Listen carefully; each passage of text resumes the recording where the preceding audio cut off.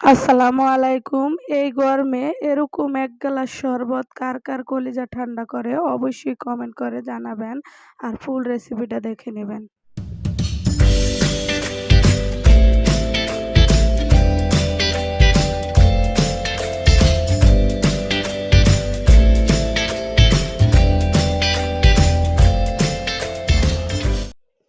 তো কথা না বাড়িয়ে চলে আসলাম। এখানে আমি ৪ টা লেবু নিয়ে নিচ্ছি, পিস করে কেটে নিচ্ছি। এখন লেবুর রসটি নিয়ে নিচ্ছি।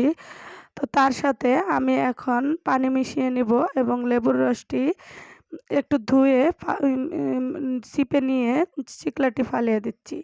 এরকম একটা চামচ নিয়ে নিচ্ছি। তার সাথে স্বাদমতো বিট লবণ ও চিনি দিয়ে দিচ্ছি। এখন একটু কালারের জন্য ট্যাং দিয়ে দিচ্ছি যে সুন্দর দেখায়।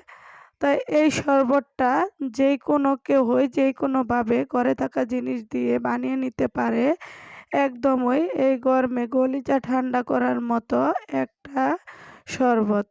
১ গ্লাস খেলেই পুরা দিনটা একদম সুন্দর আরামে কেটে যায়। তো কার পছন্দ অবশ্যই কমেন্ট করে জানাবেন। আর রেসিপিটা কি সত্যিই কলিজা ঠান্ডা করার মতনই হলে লাইক, কমেন্ট করে শেয়ার করবেন। তো আজ এই পর্যন্তই। আল্লাহ হাফেজ।